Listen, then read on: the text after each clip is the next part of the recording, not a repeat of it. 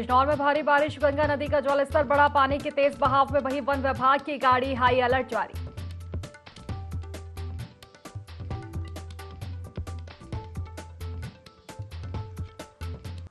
अमरोहा के मंगलपुरा गांव में प्रेम विवाह को लेकर विवाद, युवती के परिजनों ने युवक के घर जाकर की ताबड़तोड़ फायरिंग, एक की मौत एक घायल।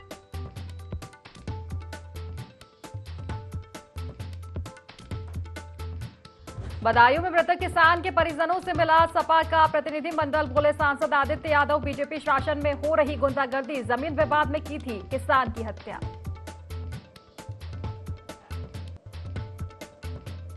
ललितपुर में पुलिस और मवेशी तस्करों की मुठभेड़, 5 आरोपी पुलिस गिरफ्त में, 2 तस्कर गोली लगने से घायल। जाखलोन थाना क्षेत्र में हुई मुठभेड़।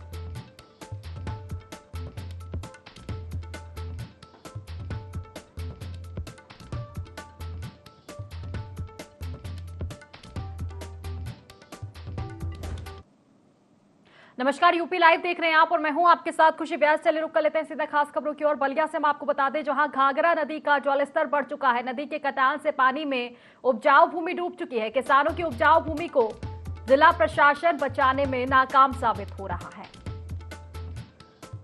तो देखिए, बारिश ने अपना कहीं ना कहीं जो प्रकोप है वो दिखाना अब जारी कर दिया है। घाघरा नदी का जलस्तर काफी हद तक बढ़ चुका है। नदी के कटान से जो उपजाऊ भूमि है वो डूब चुकी है। किसानों की उपजाऊ भूमि को बचाने में प्रशासन भी नाकाम साबित हो रहा है।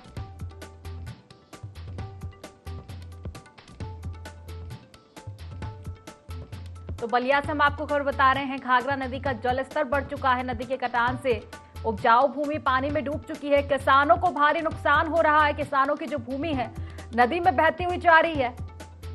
कटान की वजह से ये तस्वीरें आप देख सकते हैं, जलस्तर जिस तरह से बढ़ा है और जिला प्रशासन नाकाम साबित है। उपजाऊ भूमि को बचाने के लिए किसी तरह की कोई व्यवस्था नहीं की गई थी बारिश के पहले,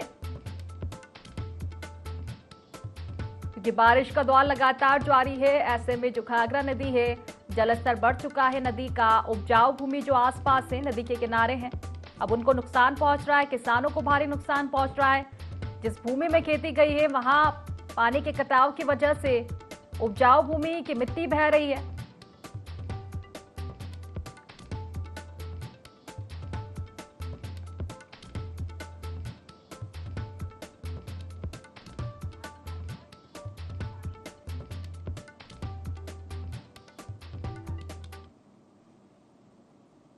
तो देखिए, उत्तर प्रदेश में लगातार भारी बारिश का जो दौर है देखा जा रहा है। गंगा नदी का भी जलस्तर बढ़ चुका है। वन विभाग की गाड़ी पानी के तेज बहाव में बह गई।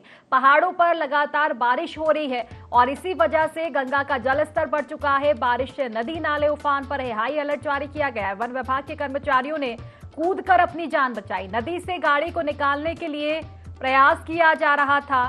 बढ़ापुर क्षेत्र के नकटा नदी का ये पूरा मामला है।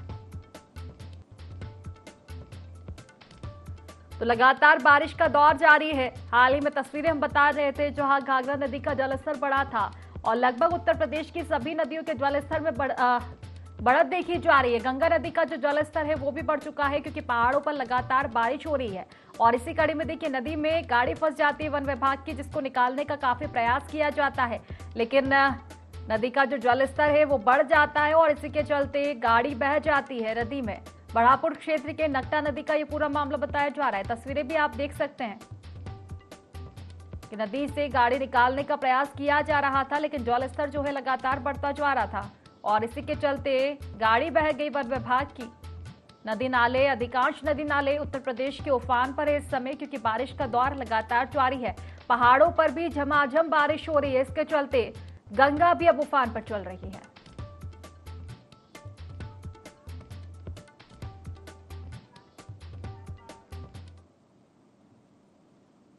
चलिए खबरों में आगे बढ़ेंगे, जहां पीलीभीत के करेली थाना क्षेत्र में अपने साले को छोड़ने गया जीजा वापस नहीं लौटा। परिजनों ने पुलिस में शिकायत दर्ज कराई। फिलहाल पुलिस युवक की तलाश में जुट चुकी है।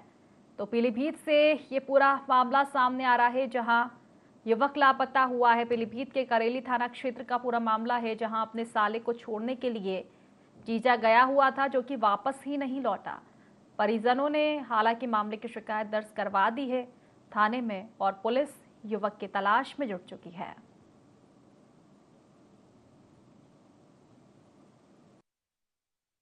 यहाँ पर कि हमारा दामाद सुबह करीब 2 बजे यहाँ से निकले तो हमारे लड़का ने कहा कि जीजा हमको छोड़ दो, हमें रुद्रपुर जाना है और मेरी ड्यूटी छूट जाएगी।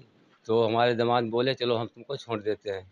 तो वहाँ बिनसंडा गए यहाँ से 2 बजे, तो 3 बजे वहाँ बस स्टैंड पर बिनसंडा वहाँ पे बस पे बैठा दिया। फिर लल्ला हमारा चला गया, करीब 11 बजे वहाँ पहुँचा तो हमने फ़ोन किया तो हमने लल्ला हमारा का नाम शैलेश सिंह कहाँ हैं, कि शैलेश सिंह क्या पहुँचे नहीं? तो हमने अभी नहीं पहुँचे हैं वो। तो हमने फिर छानबीन करी, फिर करेली थाने में हम गए उत्तराखंड, तो वहाँ सूचना तो हमने तुरंत दी तो कोई वहाँ पर कोई बात ही पता नहीं लगा। और रिश्तेदारी में हर जगह फ़ोन किया और हर जगह कोई सूचना नहीं मिल रही अभी। बदायूं की दातागंज कोतवाली क्षेत्र के दियोरी गांव में मृतक किसान के परिजनों से सपा के प्रतिनिधि मंडल ने मुलाकात की और उन्हें सांत्वना दी।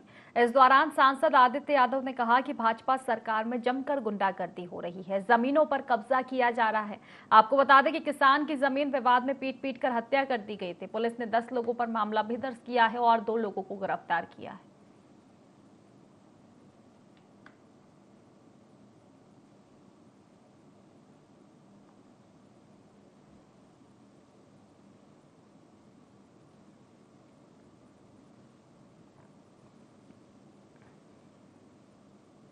तो देखिए, किसान का हत्या का ये पूरा मामला है। जमीनी विवाद में पीट कर हत्या कर दी थी किसान की।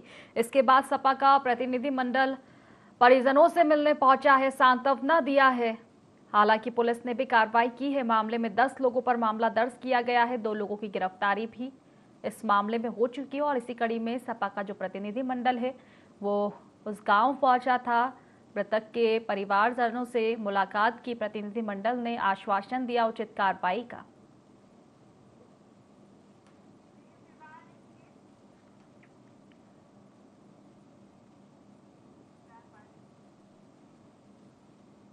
अमरोहा में धनोरा थाना क्षेत्र के मंगलपुरा गांव में प्रेम विवाह से नाराज युवती के परिजनों ने युवक के घर जाकर ताबड़तोड़ फायरिंग कर दी, जिसमें युवक के पिता की गोली लगने से मौके पर ही मौत हो गई, जबकि एक युवक की हालत गंभीर है। फिलहाल पुलिस ने मामले की जांच पड़ताल शुरू कर दी है। तो अमरोहा से ये पूरा मामला सामने आ रहा है, जहां धनोरा थाना क्षेत्र के मंगलपुरा गांव में प्रेम विवाह से नाराज युवती के परिजनों ने युवक के घर जाकर ताबड़तोड़ फायरिंग कर दी। युवक के पिता की गोली लगने से इस दौरान मौके पर ही मौत हो गई। आपको बता दें कि युवती के परिजन नाराज थे प्रेम विवाह के चलते, और इसी के चलते युवती के परिजनों ने युवक के घर जाकर फायरिंग की। फायरिंग में आपको बता दें कि युवक के पिता की मौत हुई है, वहीं एक की हालत गंभीर भी बताई जा रही है। फिलहाल पुलिस कार्रवाई में जुटी हुई है।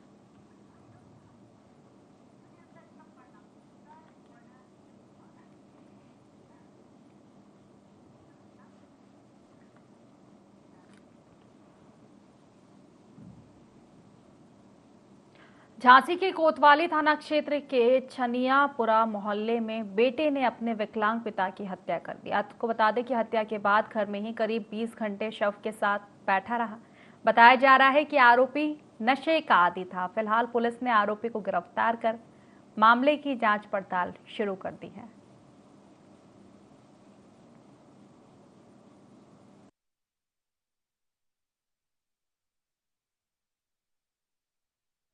थाना कोतवाली के छनियापुरा मोहल्ले में गोपाल दास, जिनकी उम्र करीब 55 वर्ष है, इनके बेटे ने आशीष ने इनकी हत्या कर दी, ऐसा प्रतीत हो रहा है। ये कल से ही अपने को अंदर अपने कमरे में बंद किए थे। आज मोहल्ले के लोगों ने जब कमरा खुलवाया तो इसमें इसका बेटा भी था और इसके जो पिताजी हैं इनकी डेड बॉडी पड़ी हुई थी। इसमें इनके मुंह से हल्का फुल्का ब्लड आ रहा है। बाकी फोरेंसिक टीम आदि बुलाई गई है और मौके पर साक्ष्य संकलन की कार्रवाई की जा रही है। बेटे को हिरासत में लेकर के पूछताछ किया जा रहा है। तहरीर प्राप्त कर एफआईआर पंजीकृत करते हुए अग्रिम वैधानिक कार्रवाई की जाएगी। गोरखपुर नेशनल हाईवे 28 के लेन पर अतिक्रमण से लोग काफी परेशान चल रहे हैं। हाईवे के दोनों ओर अवैध टैक्सी स्टैंड बना दिए गए हैं। इसकी वजह से आए दिन बड़ी दुर्घटनाएं होती ही है। साथ ही राहगीरों को आने जाने में भी भारी समस्याओं का सामना करना पड़ता है। नेशनल हाईवे पर ही पुलिस विभाग ने जब्त गाड़ियों का यार्ड भी बना रखा है। इसकी वजह से लेबर मंडी में लेबरों का भारी जमावड़ा भी देखने को मिलता है। वहीं इसको लेकर गीड़ा सीईओ अनुराग सिंह ने बताया कि जगह न होने की वजह से गाड़ियों को वहां खड़ा किया गया है। जगह मिलते ही यार्ड को शिफ्ट कर दिया जाएगा।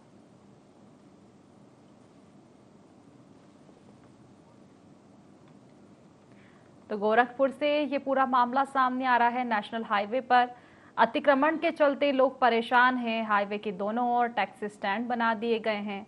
इसकी वजह से आए दिन दुर्घटनाएं तो होती है, साथ ही राहगीरों को भी आने जाने में समस्याओं का सामना करना पड़ता है। जहां जाखलौन थाना क्षेत्र के देवगढ़ गांव में पुलिस और मवेशी तस्करों की मुठभेड़ हो गई, जिसमें मवेशी तस्कर गैंग के 5 सदस्यों को गिरफ्तार किया गया है। इस दौरान पुलिस की गोली से 2 तस्कर घायल हो गए। आरोपी मवेशी चुराकर दूसरे राज्यों में बेचते थे। पुलिस ने आरोपियों से चोरी किए गए मवेशी सहित तमंचे और कारतूस बरामद कर लिए हैं।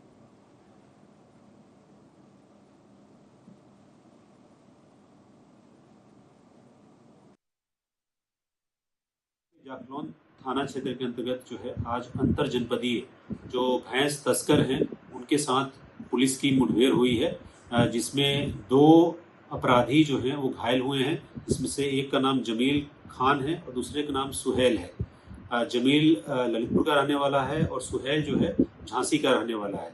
इनसे जो पूछताछ हुई है उसमें पता चला है कि ये लोग का एक संगठित गिरोह है और इनके द्वारा जो जंगल वाले क्षेत्र हैं या सुनसान जगह है वहाँ पे ये लोग अपनी टीम के साथ जो है वहाँ पे रहते हैं और जो भी मवेशी वहाँ पे चरते हुए पाई जाती हैं उन सबको ये लोग पकड़ करके पिकअप में बैठा करके अलग अलग राज्यों में ले जा करके उसको बेच देते हैं। इन तीनों को भी जो है जंगल से ही कॉम्बिंग करते हुए पुलिस के द्वारा इनको भी अरेस्ट कर लिया गया है। अन्य पूछताछ जो है वो इनसे की जा रही है। कठोर कार्रवाई जो है वो की जाएगी। आरोपी मवेशी चुराकर दूसरे राज्यों में बेचते थे। पुलिस ने आरोपियों से चोरी किए मवेशी सहित तमंचे और कारतूस बरामद कर लिए हैं।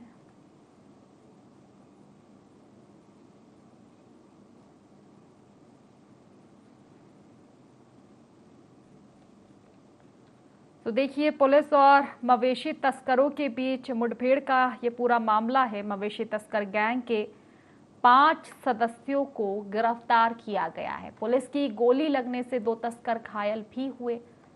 मवेशी चुराकर दूसरे राज्यों में बेचने का काम ये आरोपी करते थे। इसकी सूचना मिली थी पुलिस को। मुखबिर के आधार पर ये पूरी कार्रवाई की गई है। मवेशी तस्करों को जब गिरफ्तार करने के लिए पुलिस पहुंची तो इस दौरान मुठभेड़ हो गई पुलिस और मवेशी तस्करों के बीच। इसमें फायरिंग के दौरान मवेशी तस्कर घायल हुए हैं, 2 मवेशी तस्कर।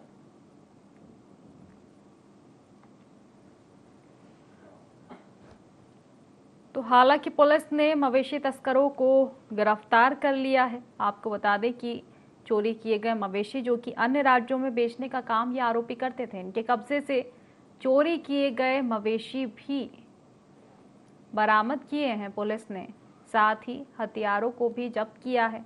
तमंचे और कारतूस आरोपियों के कब्जे से जब्त किया गया है।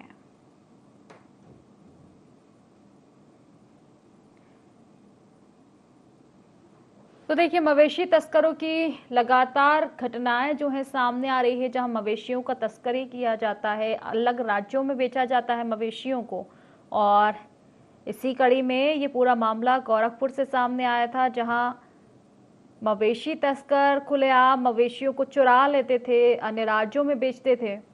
लगातार इसकी शिकायतें मिल रही थी और कई शिकायतें आने के बाद पुलिस सक्रिय हुई। मुखबिर की सूचना पर जब पुलिस मवेशी तस्करों पर कार्रवाई करने के लिए पहुंची, उनको गिरफ्तार करने के लिए पहुंची, तो मवेशी तस्करों ने मुठभेड़ शुरू कर दी। जमकर मुठभेड़ हुई है। इस दौरान पुलिस और मवेशी तस्करों के बीच आपको बता दें कि इस मुठभेड़ में फायरिंग के दौरान, जवाबी फायरिंग के दौरान 2 तस्कर घायल हो गए, पैरों में गोली लगी है दोनों तस्करों को।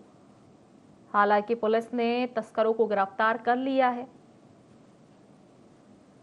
चुराई गई मवेशियां भी बरामद कर ली है पुलिस ने इनके कब्जे से। अब आगे की कार्रवाई में पुलिस जुटी हुई है। तस्करों से पूछताछ की जा रही है क्योंकि तस्कर की संख्या और भी बढ़ सकती है, ये गैंग और भी सक्रिय हो सकता है। इसी को लेकर लगातार जो पुलिस है पूछताछ में जुटी हुई है मवेशी तस्करों से और लगातार देखा जाए तो मामले में अभी भी कार्रवाई जारी है। तमाम तरह की जांच की जा रही है कि कहीं ये गैंग और अलग राज्यों में सक्रिय ना हो। अगर इस तरह की पड़ताल हो पाती है तो पुलिस अन्य तस्करों की भी तलाश में अब जुटेगी।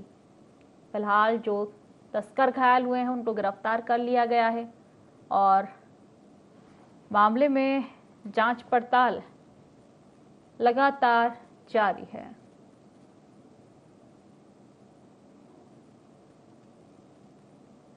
तो जागलौन थाना क्षेत्र में ये पूरी घटना हुई है, मुठभेड़ हुई है पुलिस और मवेशी तस्करों के बीच। देखिए आए दिन मवेशी तस्करों की खबरें हम देखने को मिलती है, कई तरह की शिकायतें इस तरह को मिलती है पुलिस को और इसी के बाद ये पूरी कार्रवाई की गई है।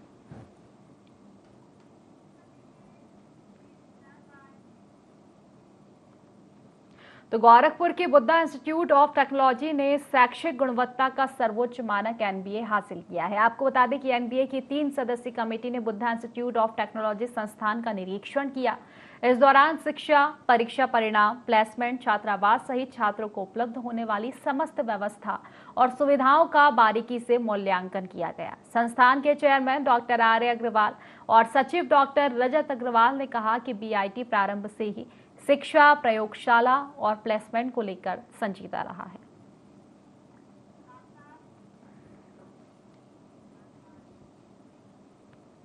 चलिए खबरों में आगे बढ़ेंगे, जहां शिक्षा का मंदिर कहे जाने वाले स्कूल पैसे के लालच में बच्चों के भविष्य से अब खेलते हुए नजर आ रहे हैं। जी हां, ऐसा ही एक मामला अलीगढ़ से सामने आया, जहां कई स्कूलों को अग्निशमन विभाग से एनओसी नहीं मिली है। इसी के चलते जब अलीगढ़ बीएसएफ से जानकारी ली गई तो पता चला कि सेंट फिडेलिस स्कूल को बीएसए कार्यालय से मान्यता नहीं है, जबकि स्कूल पिछले कई सालों से संचालित हो रहा है।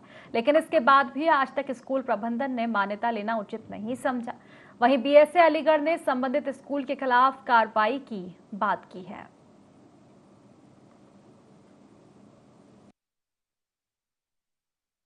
अभी मुझे संज्ञान में आया है कि लगभग शहर के नामी प्रतिष्ठित 4-5 स्कूल जो हैं उनके अग्निशमन यंत्र की जो मानक थे, जो तय सीमा थी, उससे अधिक में वो चल रहे हैं और उनको उसका रिन्यूअल कराना था, सही कराना था, नहीं कराया है।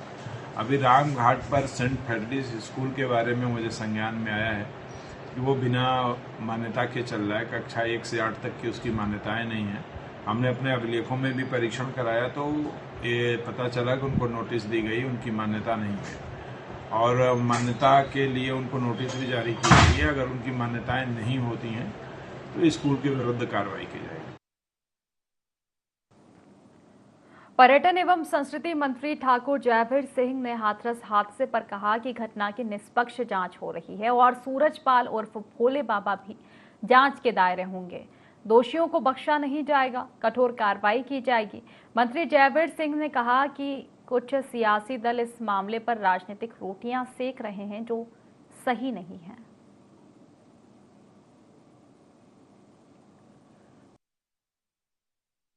सारी कार्रवाइयां हो चुकी हैं, न्यायिक जांच भी हो रही है, प्रशासनिक जांच भी हो रही है, गिरफ्तारियां भी हो चुकी हैं, पुलिस अपना काम कर रही है। इसलिए मैं इतना कह सकता हूं कि आश्वस्त रहिए, निश्चिंत रहिए, कोई भी दोषी, कोई भी दागी बचेगा नहीं। निश्चित रूप से बिना किसी पक्षपात के निर्भीकता के साथ कठोर कार्रवाई होगी। मैं कहता हूँ जो भी दोषी है 100% कार्रवाई होगी, कोई बचाने वाला नहीं है। घटना के कारण, घटना के सारी चीजें दोषी कौन है और इस तरह की घटनाओं की भविष्य में पुनरावृत्ति न हो सके, इसके लिए सरकार पूरी तरह कटिबद्ध है, तत्पर है और गंभीर है। माननीय मुख्यमंत्री ने भी ये कहा है कि घटना दुर्घटना है, हादसा है या साजिश है, इस पर भी सारी रिपोर्ट जो हमारे विभिन्न आयोग बने हैं, विभिन्न जांच कमेटियां बनी है, वो उस पर भी अपनी जांच रिपोर्ट प्रस्तुत करने वाले हैं। केंद्रीय मंत्री रामदास अठावले ने हाथरस हादसे पर दुख जताते हुए कहा कि आरोपियों पर कार्रवाई की जा रही है।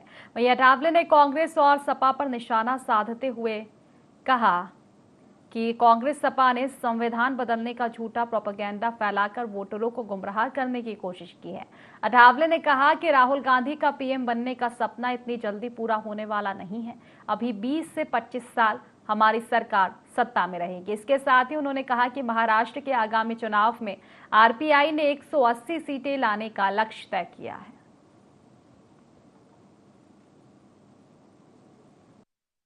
हाथरस की घटना हुई है और उसमें कम 121 लोगों की उसमें मौत हुई है। यह हादसा बहुत बड़ा गंभीर है और इसकी पूरी जांच माननीय योगी आदित्यनाथ जी ने वहां भेज दी है और पूरे जांच के आदेश दिए हैं। तो कांग्रेस पार्टी और सपा को यहाँ सीटें ज़्यादा मिली है और इसका कारण भी है कि संविधान जो है बाबा साहब अम्बेडकर जी ने दिया हुआ संविधान बदलेगा। इनके ये 400 पार सीट करेंगे तो ये संविधान बदलेंगे, ये आरक्षण निकाल देंगे। इसी तरह का संभ्रम पैदा करने का काम हुआ, वोटर्स के साथ ब्लैकमेल करने का काम हुआ, वोटर को गुमराह करने का काम हुआ। तो महाराष्ट्र में जो अभी अक्टूबर में विधानसभा का चुनाव आ रहा है, मेरी party Republican party of India Mahayuti के साथ एनडीए के साथ रहेगी और महाराष्ट्र में 288 सीटें हैं। उसमें से कम 170-180 सीट लाने का हमारा प्रयत्न है। राहुल गांधी का सपना था कि उनको प्रधानमंत्री बनना था, लेकिन राहुल गांधी को प्रधानमंत्री बनने के दिन अभी बहुत बाकी है। उनको जल्दी प्रधानमंत्री पद मिलने वाला नहीं है। हमारी एनडीए दूसरी बार भी सत्ता पर आएगी, तीसरी बार भी सत्ता पर आएगी। 25-30 साल हम सत्ता छोड़ने वाले नहीं है, क्योंकि जनता हमारे साथ है। तो आगरा से आपको बड़ी खबर बता दें, जहां तालाब में 8 बच्चे और एक महिला डूबी है। आपको बता दें कि डूबने से 3 बच्चों की मौत हुई है, 5 बच्चे और महिला को बाहर निकाला गया है। एक बच्चे की हालत काफी गंभीर बताई जा रही है। आगरा के खंडोली क्षेत्र की यह घटना बताई जा रही है। तो ये बड़ी खबर हम आपको बता रहे हैं आगरा के खंडोली थाना क्षेत्र से, जहां तालाब में 8 बच्चे और एक महिला डूब गई। तालाब में डूबने से 3 बच्चों की मौत हो गई है, 5 बच्चों और महिला को बाहर निकाला गया। एक बच्चे की हालत अभी भी गंभीर बनी हुई है। तालाब में डूबने के चलते यह हादसा हुआ है। 3 बच्चों की मौत हुई है तालाब में डूबने से। बताया जा रहा है कि 8 बच्चे और एक महिला तालाब में डूब गई थी। इसके बाद बच्चों और महिला को बाहर निकाला गया। 3 बच्चों की मौत हो चुकी है, 5 बच्चे और एक महिला बाहर हैं फिलहाल। इनमें एक की हालत काफी गंभीर बताई जा रही है।